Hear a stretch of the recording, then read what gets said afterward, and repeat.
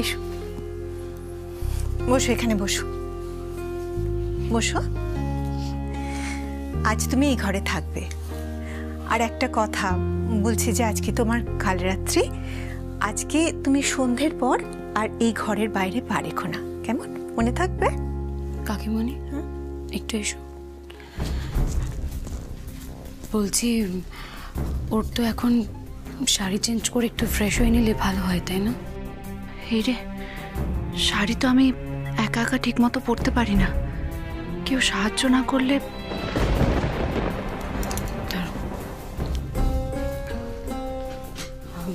বলছিলাম তুমি শাড়ি টাড়ি কিছু এনেছো? না আমি তো শাড়ি কিছুই আনিনি, আমি তো এটা পরেই চলে এসেছি। কাকিমণি কি বলছি যে ওর তো এখন বেশ কয়েকটা শাড়ি লাগবে বাড়িতে পরার জন্য।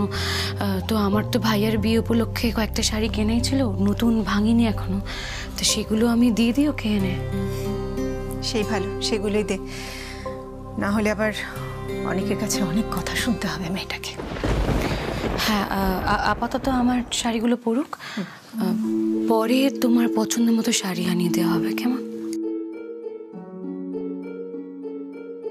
এই দীপা, বলছি যে শোনা, ওই নতুন কিছু ওই বাড়িতে পরবার হালকা শাড়ি দিদিভাই আনিয়েছিলেন না?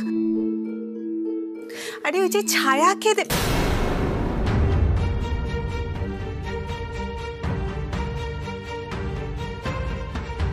না, ওই নতুন বউকে দেবেন বলে আনিয়ে রেখেছিলেন না?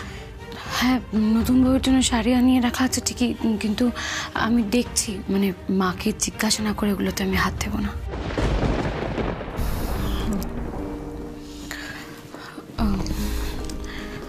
বলছো তুমি স্নান টান সেরে নিও, আর শ্যাম্পু দিও না, মানে সিঁদুর এখন যেমন আছে তেমনই যেন থাকে।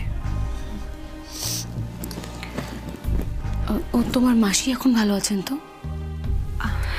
হ্যাঁ, স্টেন্ট বসেছে, এখন আগের থেকে ভালো আছে। আচ্ছা, তা স্নান টান সেরে খেয়ে দিয়ে একটু রেস্ট নিয়ে নিও, আমার মনে হয় যে সেটাই ভালো হবে। দু চোখের পাতা তো কাল থেকে এক করা হয়নি বোধহয়। এই ঘরে তোমাকে বিরক্ত করার মতো কেউ আসবে না, যদি মনে হয় কথা শুনবে তাহলে একটু ঘুমিয়েও নিও। উমা, ঘুমোবে মানে? কে ঘুমাবে? না না, ঘুমোলে কি করে হবে? আরে বৌমা শুনলে না পিসি ঠাম্মি কি বললো, যে সন্ধ্যাবেলা পর থেকে ছোট বৌদি আর ভাই একে অপরের মুখ দেখতে পারবে না। তাহলে আমরা বউ ভাতের কাপল ডান্সের রিহার্সালটা কখন করবো? লীনা, থামবি তুই? না, থামবো কি করে? না না না, ছোট বৌদি দেখো, তোমাদের পারফরমেন্সটা না হলে তো পুরো প্রোগ্রামটাই চৌপাট হয়ে যাবে। প্লিজ এরকম করো না, প্লিজ প্লিজ প্লিজ, রিহার্সালটা করো প্লিজ। রিহার্সাল? কিসের রিহার্সাল?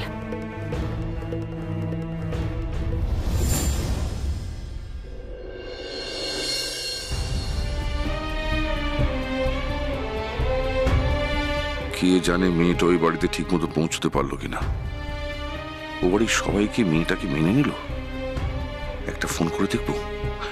না থাক, আমি নিজেই মেয়েটাকে বিপদের মধ্যে ঠেলে দিয়েছি। ফোন করলে যদি আবার কোনো গন্ডগোল হয়। বিয়েটা তো একবার হয়ে গেছে, তাহলে নিয়ম কানুন তো ঠিক মতন পালন করতে হবে নাকি?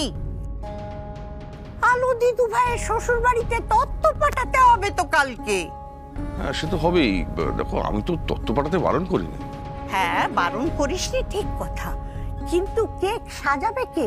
তত্ত্ব? হ্যাঁ, মেজ বৌমা হাসপাতালে রয়েছে, আর ছোট বৌমাকে তুই বাপের বাড়িতে পাঠিয়ে দিয়েছিস। ফিরিয়ে আনতে বললেও তুই আনছিস না। তাহলে বাড়ির বউরা যদি না থাকে, তাহলে তত্ত্ব সাজাবে কে, গোছাবে কে? ও মেজ খোকা, তুই তোর কথাটা ফিরিয়ে নে বাবা। কিন্তু মা। আবার কিসের কিন্তু? কালকে ওদের বাড়িতে সমস্ত তত্ত্ব নিয়ে আমাদের যেতে হবে। বিয়ের আগে এত ঝামেলা হয়ে গেছে, এখন যদি আমরা নিয়ম কানুন সব ঠিক মতন না করি, তাহলে কি আমাদের মান থাকবে? কিন্তু মেজ খোকা, করবে তাকে? আমি করব।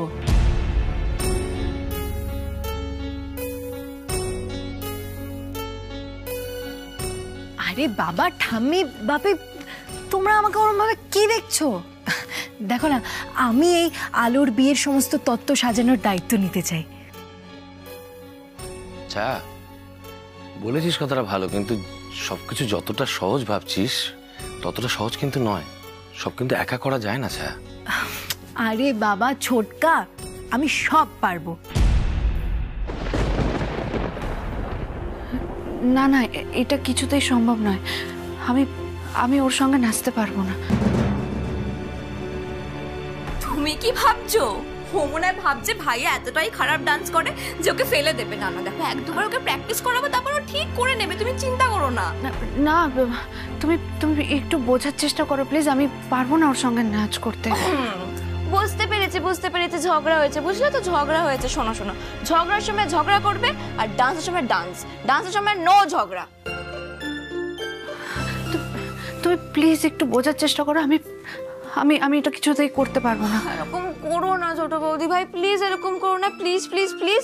এমনি দেখছো পিসি ঠাম্মি এসছে আর আমরা সবাই ভয় রয়েছে কখন বকা খেয়ে যায়, তার মধ্যে যদি তুমি এরকম বেঁকে বসো তাহলে কি করে হবে বলো? প্লিজ এরকম করো না। ও বৌমনি একটু ছোট বৌদি ভাইকে বোঝাও না। শোনো, তুমি ডান্সটা করো আর বৌমনি আর বড়দা ভাইও তো ডান্স করবে। হ্যাঁ লীনা, হ্যাঁ ডান্স করবে তো। আর মেজা ভাই আর মেজা বৌদিও ডান্স করবে, দিদি ভাই আমিও একটা ডান্স করবো। হ্যাঁ দেখো, তোমরা কি এভাবে দাঁড়িয়ে থাকবে তাহলে আমরা সবাই ডান্স করবো, তুমি হাততালি দেবে? এরকম হয় কখনো বলো? ডান্স তো করতে হবে, প্লিজ রাজি হয়ে যাও প্লিজ। না লীনা,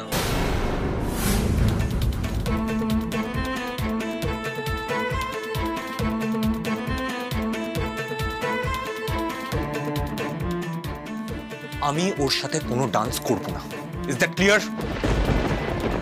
কিন্তু ভাইয়া এগুলো তো আগে থেকেই প্ল্যান করা ছিল। আগের প্ল্যানের মতন কি কোনো কিছু হচ্ছে? আগের মতন কোনো কিছু আছে আর? আগের সব কিছু বাতিল, সব ইমোশন, সব প্রমিসেস, সবকিছু বাতিলের খাতায় চলে গেছে। কারণ কেউ তাদের কথা রাখেনি, তাই আমি আমার কথা রাখবো। ভাই আমার কথাটা শোন প্লিজ দিদি ভাই, আমি অনেক দিন ধরে সবার কথা শুনেছি, এবার সবাই আমার কথা শুনবে। বিয়েটা যেভাবে হয়েছে তাতে আমার মনে আনন্দের রেশ মাত্র নেই। আর যাকে বিয়ে করেছি তার সামনে আমার নিজেকে বড্ড বোকা বলে মনে হয়।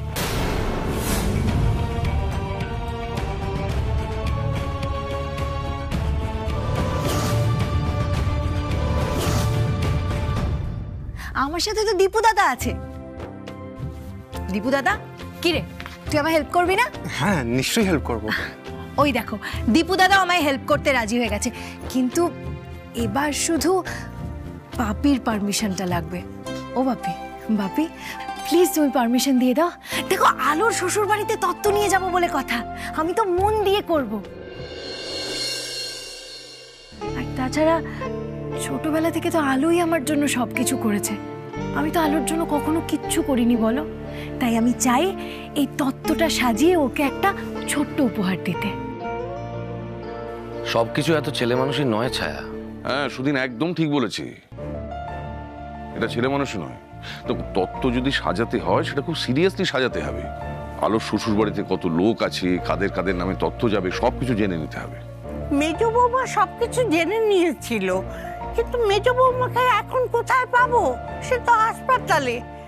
আর ছায়া দিদু ভাই কি এত কিছু করতে পারবে?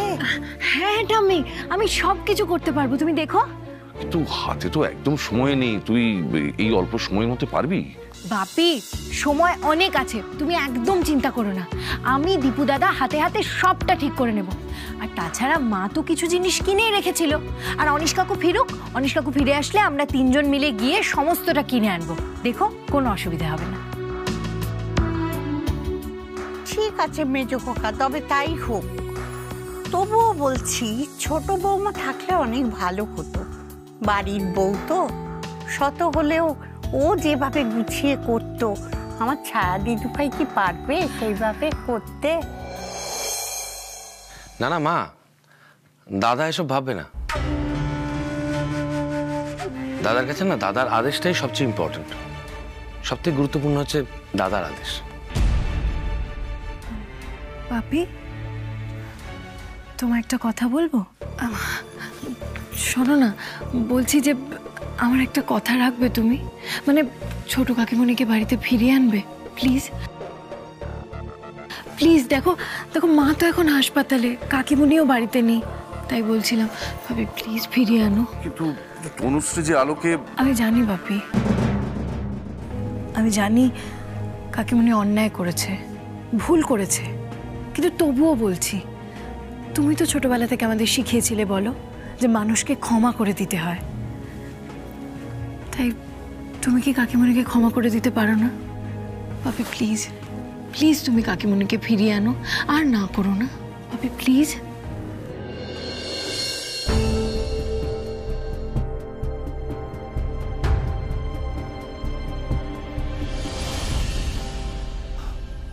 যাকে অন্ধের মতন বিশ্বাস করতে চেয়েছিলাম সে কিনা আমায় এইভাবে ঠকালো। তাই এই মানুষটার সাথে ডান্স করা তো অনেক দূরের কথা, আমি তার পাশে দাঁড়াতেও চাই। আমার জাস্ট অসহ্য লাগে, শুনছিস তোরা? অসহ্য লাগে আমার। আরে ভাইয়া,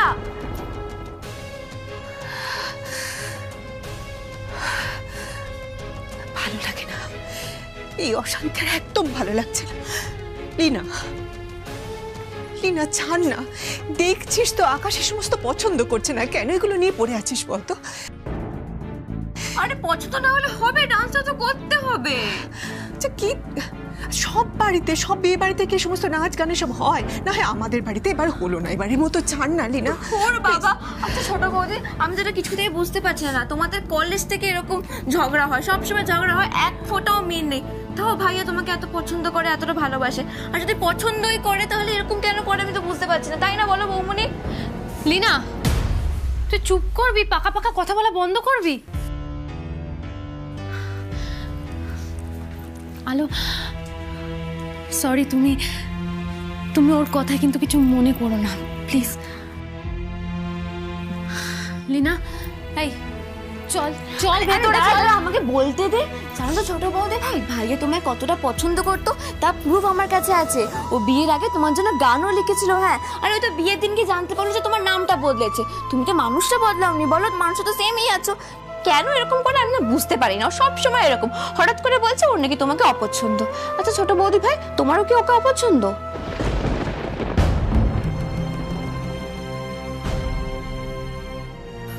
হ্যাঁ অপছন্দই তো, আমরা দুজন দুজনকে কখনোই পছন্দ করতাম না।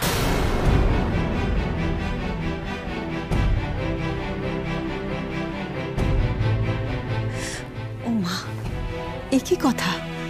তোমাদের তো বিয়ে হয়ে গেছে, আকাশ এখন তোমার স্বামী, আর নিজের স্বামীর সম্পর্কে এরকম কথা কখনো বলতে নেই বাবা, কখনো না। তুমি না বললে কি হবে কাকিমণি? ও হয়তো ওর মনের কথাটাই বলেছে, কিন্তু আমি তো এটাই ভেবে কুলকিনারা পাচ্ছি না যে এত সব গন্ডগোল এগুলো মিটবে কি করে, এই বিয়েটা সুখের হবে কি করে, আর ভাইয়া আর ও সারা জীবন একসাথে সংসার করবে কি করে? আরে হবে গো হবে, একবার ডান্সটা করতে দাও না, দেখবে সব রাগ একবারে ফিনিশ। আসলে কি বলো তো বৌমনি, তোমরা হয়তো ওদের দুজনের মুখের কথাটাই শুনেছ, কিন্তু আমি দেখেছি ভাইয়া আর আলো দুজনের দিকে আর চোখে দেখে।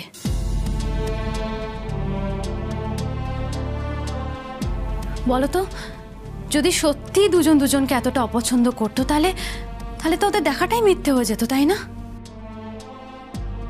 হ্যাঁ তাই তো, তাই কালকে প্রোগ্রামে ওরা ডান্সও করবে, আজকে আমি প্র্যাকটিসও করিয়ে দেবো। কি করে প্র্যাকটিসটা করবি? আজকে ওদের কাল রাত্রি দুজনের মুখ দেখা বারণ। ধুর বাবা, সে তো সূর্য ডোবার পর মুখ দেখা বারণ, সানসেটের আগে তো আমরা প্র্যাকটিস করতেই পারি, তাই না বলো? আমি না ভাইয়াকে রাজি করাই না, তো শুনবে না। এই চত দিদি ভাই, চত ভাইকে রাজি করাই, ও শুনে না আমার কথা একা, তুই চত চ আমার সাথে চ। কাকিমণি, আমি ওর শাড়িগুলো নিয়ে আসছি।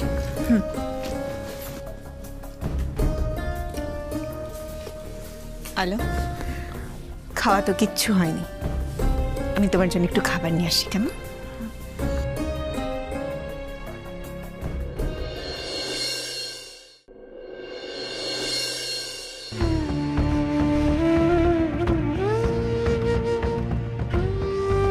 এরকম একজন মেয়ে যে আমাকে এতখানি ঠকিয়েছে, তার সাথে আমি এই সম্পর্কটা কিভাবে মেনে নেবো বাবা? যেমন করে তোমাকে ওই বরণ করে বাড়িতে নিয়ে এসেছি, তেমনি বদমাইশি করলে না ওই ঘাট ধাক্কা দিয়ে বার করে দিতে আমি এতটুকু ভাববো না। লোক ঠকানোর খেলা খেলার সময় মনে ছিল না? এখন কি মিথ্যে নাটক করা হচ্ছে এখানে দাঁড়িয়ে?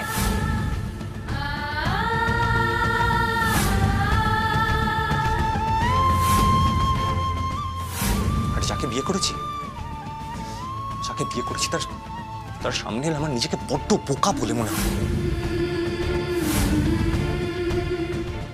যাকে অন্ধের মতন বিশ্বাস করতে চেয়েছিলাম, সে কিনা আমায় এইভাবে ঠকালো।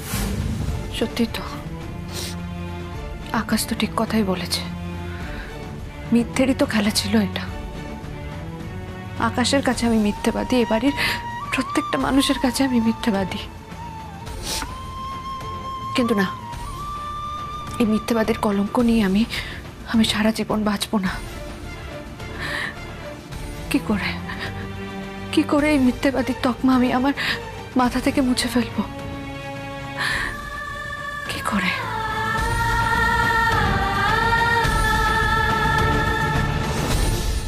অসম্ভব, আমি এটা পারবো না, কিছুতেই পারবো। ভাইয়া দেখলি না, তুই আমাকে অন্য কিছু করতে বল, আমি করে দেবো। গান গাইতে বল, কোনো সোলো পারফরমেন্স করতে বল, আমি করে দেবো। কিন্তু আলোর সাথে ডান্স করা তো দূরের কথা, আমি ওর সাথে কোনো ইন্টারঅ্যাকশনেই যেতে চাই। উফ, এই দিদি ভাই যা আগে একটু বোঝাবো যে কাপড় আনছে একা নাচ করবে, দিদি যা আগে একটু বোঝাও। এই কি বললি? কাপল? কারা কাপল? আমরা কোনো কাপল নই। তাহলে আমরা কেন কাপল ডান্স করব? দেখ ভাইয়া, আমরা সবাই সবটা জানি। ভাইয়া, যা কিছু হয়েছে তার জন্য বাড়ির সবাই আমরা খুব ডিস্টার্বড রয়েছি। কিন্তু একটা কথা তো মানবি, আলো এখন এই বাড়ির বউ। ভাইয়া, তোরা একসাথে সংসার করবি, একসাথে রুম শেয়ার করবি, অথচ সারা জীবন কোনো ইন্টারনেট করবি না, কোনো কথা বলবি না, এটা হয় না ভাইয়া। সারাটা জীবন? তুই আগে দেখো সারাটা জীবন বাড়িতে টিকতে পারে কি? ছি ভাইয়া, এরকম কথা বলতে নেই। দেখ দিদি ভাই, তোরা ওকে ঠিক করে চিনিস না, সাংঘাতিক রুড মেয়ে একটা। তুই একটা কথা শোনাবি, তোকে ফিরিয়ে 5টা কথা শোনাবি। নিতে পারবি তোরা? আর অ্যাটিটিউড, মাই গড। এবার কিন্তু তুই ওর সম্বন্ধে বাড়ি বাড়ি কথা বলছিস ভাইয়া।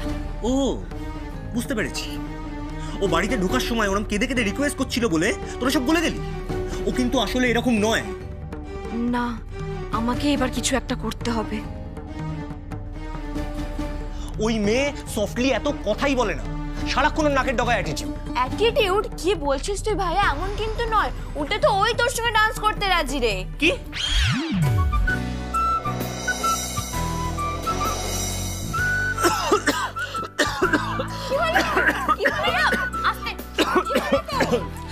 ঠিক আছে,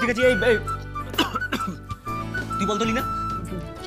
কি আলো কি বলেছে? ও আমার সাথে ডান্স করতে রাজি? হ্যাঁ রাজি তো।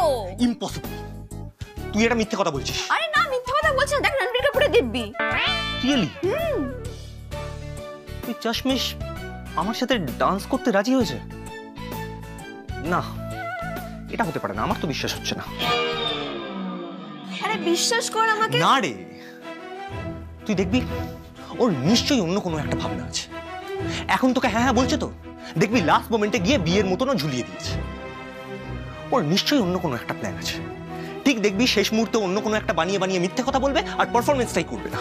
তুই তো জানিস ও কেমন মিথ্যে কথা বলতে পারে। জানিস দিদিভাই, আমার মনে হচ্ছে না এটা ওর আমায় অপদস্থ করার কোনো একটা নতুন প্ল্যান।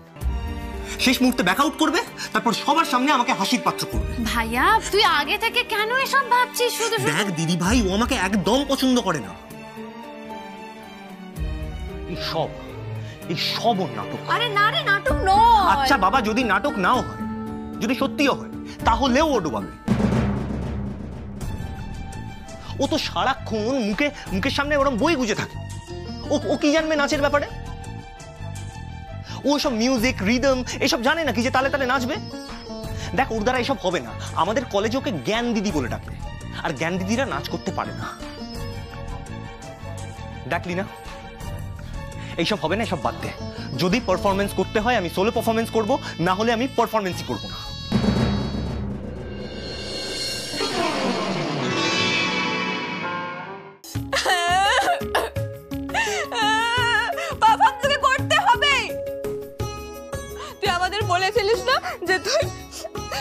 বৌভাতের দিন তোর বউর সঙ্গে ডান্স করবি বলেছিলিস তো, তুই এখন এরকম করতেই পারিস। এরকম করলে তোকে কেউ ক্ষমা করবে না, তোকে আমি ক্ষমা করবো না, তোকে পুরো দুনিয়া ক্ষমা করবে না, আমার ভাইফোঁরা চন্দন কাজল কি কেউ ক্ষমা করবে না।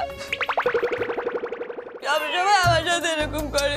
আরে বাবা লীনা, তুই এত ছোট একটা ব্যাপারে এত কাঁদছিস কেন? জানিস না আমি কেন কাঁদছি? আচ্ছা লীনা থাক না, ও যখন পারফর্ম করতে চাইছে না কেন শুধু শুধু জোর করছিস? না থাক ভাইয়া, আমরা তোকে আর জোর করব না। চল চল এখান থেকে চল। দাঁড়া,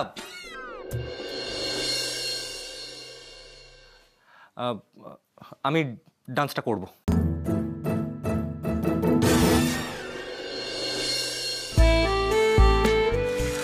তোর বাবা কুচিটা তো ঠিকই করতে পারছি না, ঠিক মতো শাড়ি পরতেই পারি না। বিয়ের দিন পরেছিলাম কোনো মতে, তাও একজন সাহায্য করে দিয়েছিল। এখানে কে সাহায্য করে দেবে আমার? কি যে করি কিছু বুঝতে পারছি না। কুচি ঠিক করতে গেলে যাচ্ছে আঁচল পড়ে যাচ্ছে, আর আঁচল ঠিক করতে গিয়ে যাচ্ছে কুচি খুলে। কোনটা সামলাবো কিভাবে?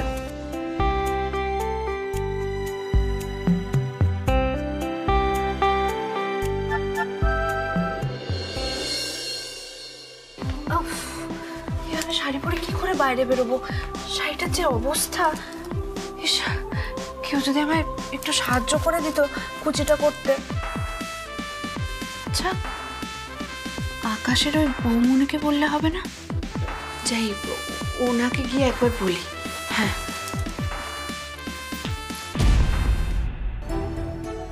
না থাক, পরে যদি সবাই বলে যে তোমার মাসিমণি তোমাকে সামান্য শাড়ি পরাটুকু শেখায়নি, দরকার নেই। সত্যিই তো মাসিমণি আমাকে কতবার বলেছে শাড়ি পরাটা শিখে নে, আমি তো জেদ করে শুনলাম না।